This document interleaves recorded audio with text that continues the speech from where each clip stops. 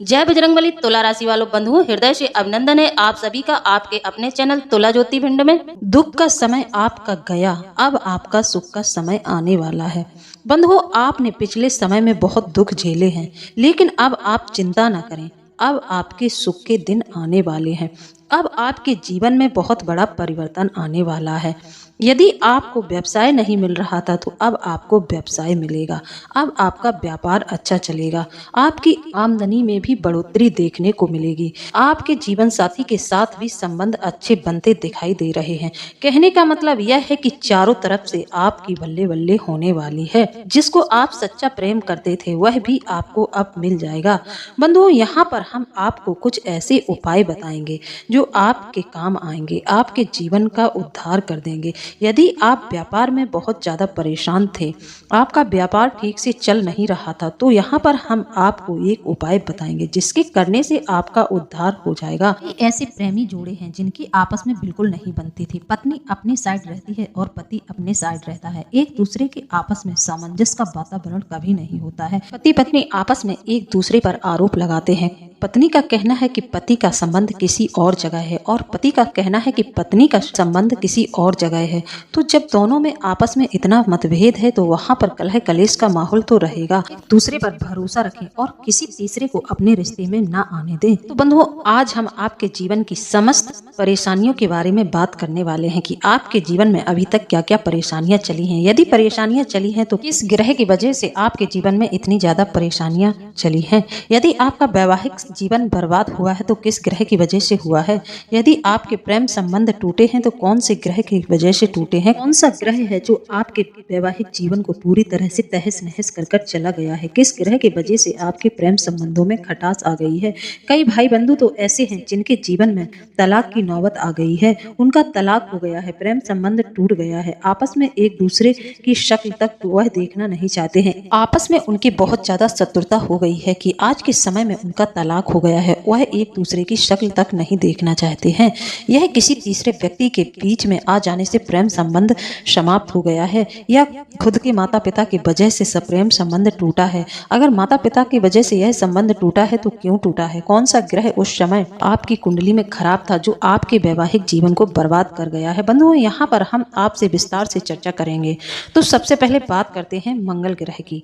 जी हाँ, मंगल ग्रह वैवाहिक जीवन का शत्रु होता है। यदि कुंडली में आपके मंगल ग्रह की स्थिति अच्छी नहीं है, मंगल किसी पापी ग्रह के साथ मंगल बैठा है, तो आपका वैवाहिक जीवन निश्चित तौर पर बर्बाद हो जाएगा। आपके वैवाहिक जीवन में बहुत ज्यादा कलह कलेश रहेगा।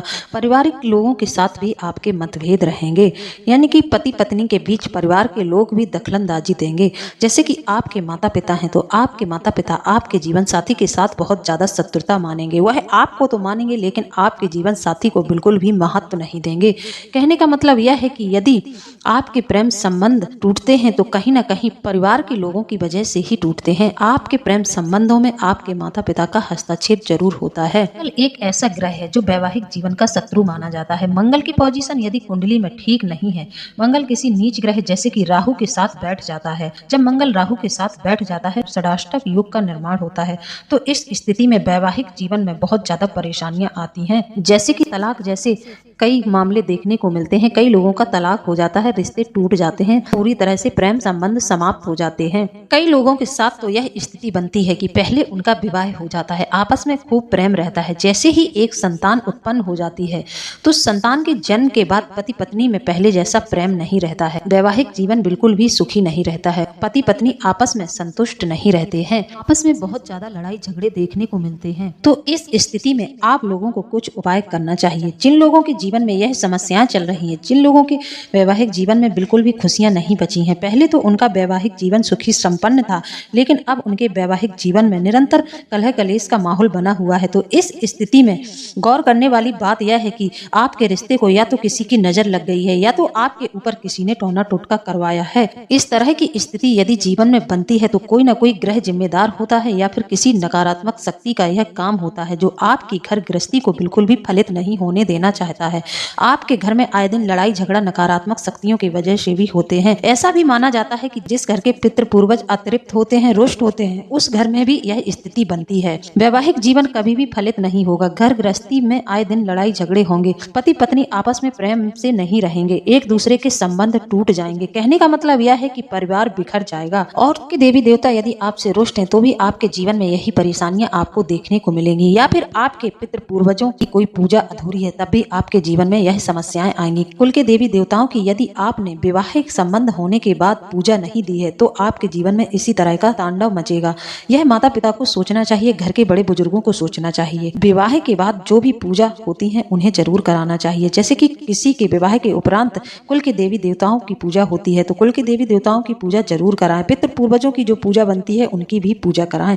यह सब चीजें यदि बाकी रहती हैं तो जीवन में कभी भी सुख नहीं मिलता है। पति पत्नी का वैवाहिक जीवन कभी भी फलित नहीं होता है, रिश्ते टूट जाते हैं। पितरों का तांडव बहुत बुरा तांडव होता है। यदि पितृ किसी के घर में रुष्ट हैं तो पितृ बहुत बुरी तरह से तांडव मचाते हैं। कहने का मतलब यह है पति पत्नी में आपस में नहीं बनेगी, पति का दिमाग खराब हो जाएगा, पति के प्रेम संबंध किसी दूसरी जगह स्थापित हो जाएंगे, अपनी पत्नी को छोड़कर पति किसी दूसरी स्त्री के चक्कर में आ जाएगा, साथ ही नशा में लिप्त भी रहेगा, दारू मांस मदिरा का सेवन भी करने लगेगा। कुल मिलाकर कुल के यदि पितृ पूर्वज रुष्ट होते हैं तो परिवार बिखर जाता है, परिवार में बहुत बड़ा संकट आ जाता है। तो इस स्थिति को भी ध्यान में रखें। यदि आपकी कोई पूजा पाठ बाकी है तो अपने कुल के देवी देवताओं को पूजा दें, अपने पितृ पूर्वजों की पूजा जरूर कराएं। यह सब छोटी मोटी बातें नहीं होती हैं, लोग इन्हें हल्के में ले लेते हैं और फिर तमाम समस्याओं का सामना करते हैं। जीवन में कई तरह के संकट आते रहते हैं पर कभी भी व्यक्ति का दिमाग इस ओर नहीं चलता है। कभी भी यह विचार विमर्श नहीं किया जाता है कि यह किसी दैवीय प्रकोप के कारण तो नहीं हो रहा है, हमारे जीवन में इतनी समस्याएं क्यों आ रही हैं।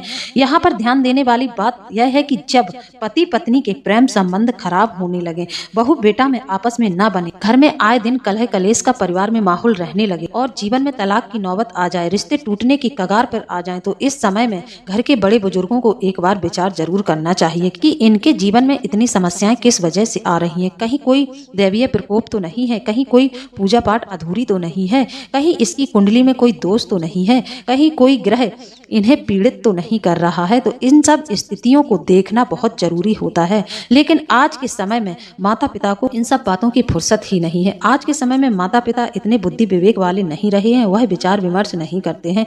उनको लगता है कि हमारे घर के जो बेटा बहू हैं वह अपनी मनमानी करने में लगे हैं, माता पिता अपनी जिम्मेदारी का निर्वाह ठीक से नहीं कर रहे हैं और घर टूट रहे हैं। तो बंधुओं, जब भी जीवन में इन समस्याओं का आपको सामना करना पड़े, जैसे कि आपने कोई व्यापार किया है, आपका व्यापार पूरी तरह से बर्बाद हो गया है, जो रुपए पैसा आपने लगाया है वह तो डूब ही गया है, साथ ही आपको कर्ज लेने की नौबत भी जीवन में आ गई है।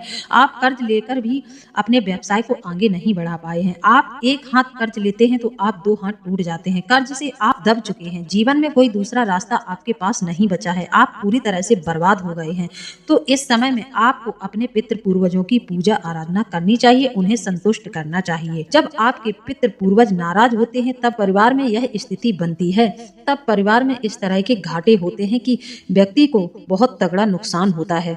पितृ पूर्वजों के रुष्ट होने की एक और निशानी है, जैसे कि आपने कोई व्यापार किया है तो शुरू में आपका व्यापार बहुत अच्छा चलेगा, आपको लगेगा कि हमारा व्यापार बहुत अच्छा चल रहा है, हम तरक्की पर जा रहे हैं। लेकिन अचानक से फिर एक ऐसा झटका आपको लगता है कि आप ऊपर से सीधे नीचे आ जाते हैं। तो इस स्थिति में ध्यान देने की जरूरत है। जब भी पितृ पूर्वज रुष्ट होते हैं तो फिर आपके परिवार की उन्नति कभी नहीं हो सकती है। पितरों का यह प्रकोप होता है कि पहले तो यह आपकी बुद्धि को इस तरह से हर लेंगे कि आप पहले अपना पूरा पैसा किसी व्यापार में लगा देंगे और शुरुआत में आपको उस व्यापार में तरक्की भी देखने को मिलेगी, फिर आप और भी ज्यादा उसमें पैसा लगा देंगे। जब आप पूरा पैसा पूरा अपना धन फंसा कर बैठ जाएंगे फिर उस समय में आपको पितरों का प्रकोप देखने को मिलेगा। आप फिर धीरे धीरे करके आपकी बर्बादी होनी शुरू हो जाएगी। आप एक दिन पूरी तरह से बर्बाद हो जाएंगे और आपका व्यापार ध्वस्त हो जाएगा, आप रोड पर आ जाएंगे। इस तरह की स्थिति यदि जीवन में बन रही है तो सबसे पहले पितृ पूर्वजों को मनाएं, उनकी पूजा आराधना करें। जितना भी आपका गया है वह सब आपको निश्चित तौर पर वापस मिलेगा। कहीं ना कहीं से आपके जीवन में फिर से धन आगमन के रास्ते मिलेंगे। परिवार के सदस्यों को व्यापार मिलेगा, नौकरी मिलेगी और फिर से आपकी तरक्की प्रारंभ हो जाएगी।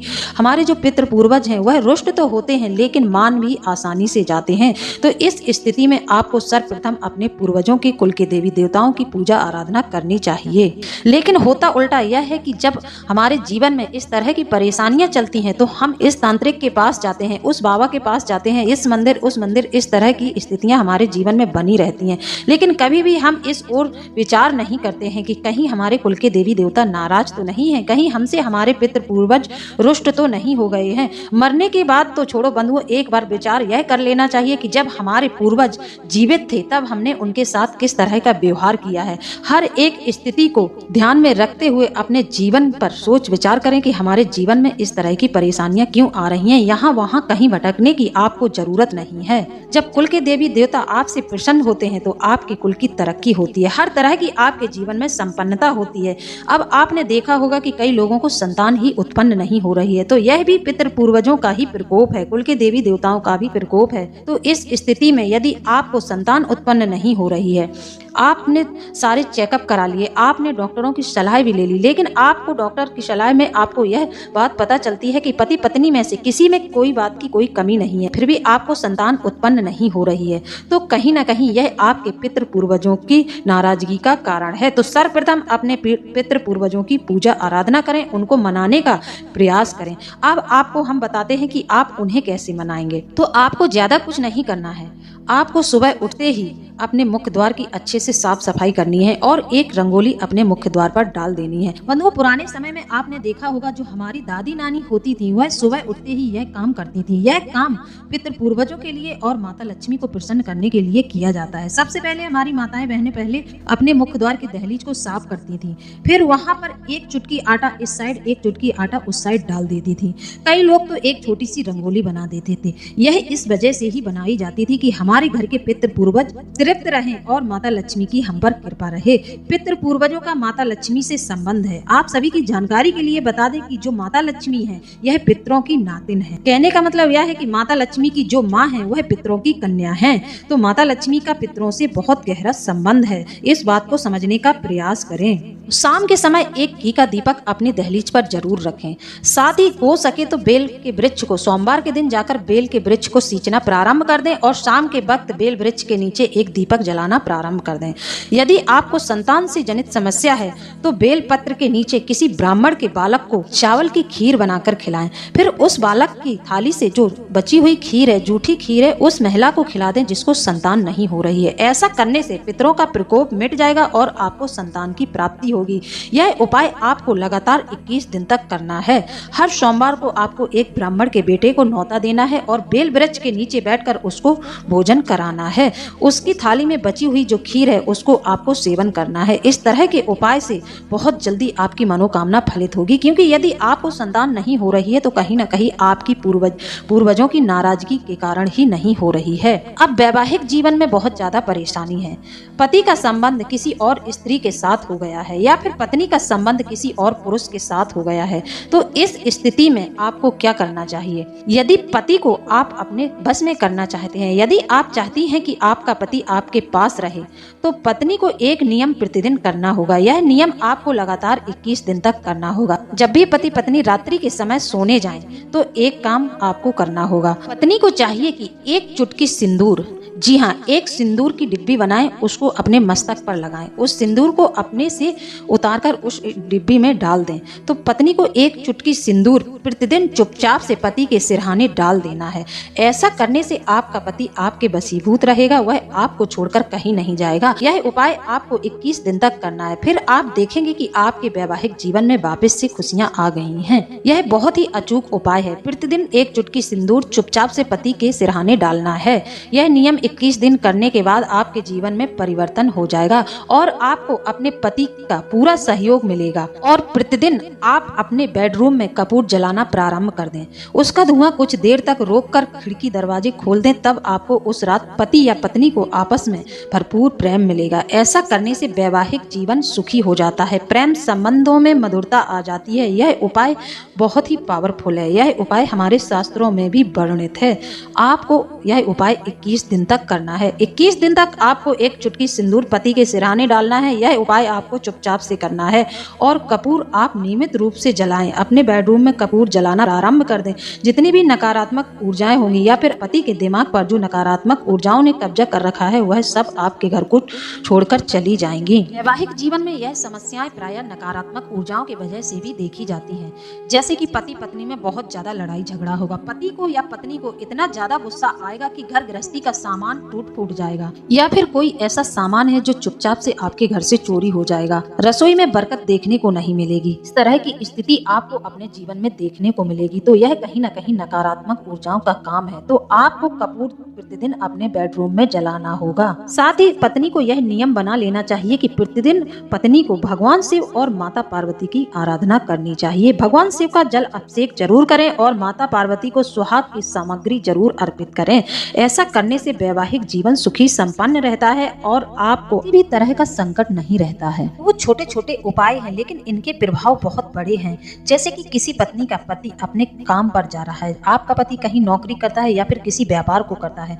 जब वह सुबह अपने घर से निकलता है तो पत्नी को अपने पति से पूजा पाठ करने के लिए जरूर कहना चाहिए। पति को पूजा पाठ के लिए प्रेरित करना चाहिए। यदि पति नहीं करना चाहता है तब भी आपको अपने पति से पूजा अर्चना करने के लिए कहना चाहिए। 2-4 दिन वह नहीं सुनेगा, लेकिन 5वें दिन से वह आपकी बात मान ही लेगा और वह जब घर से बाहर निकलेगा तो सबसे पहले भगवान का शुक्रिया अदा करके ही निकलेगा।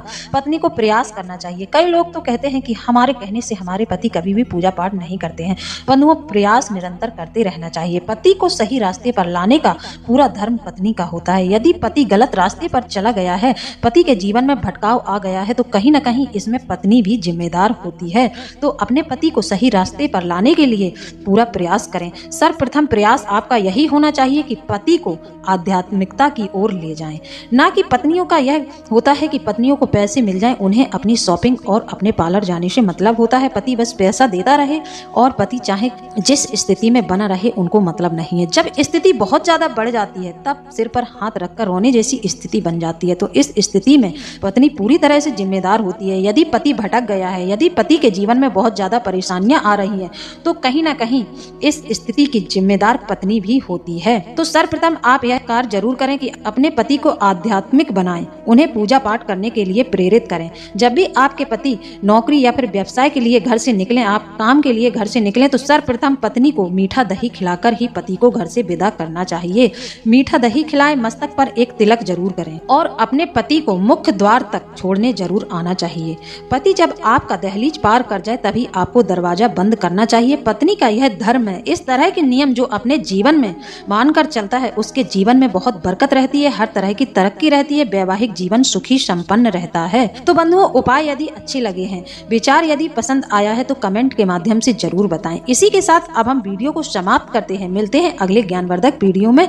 जय बजरंगबली, जय बाबा भोलेनाथ। धन्यवाद।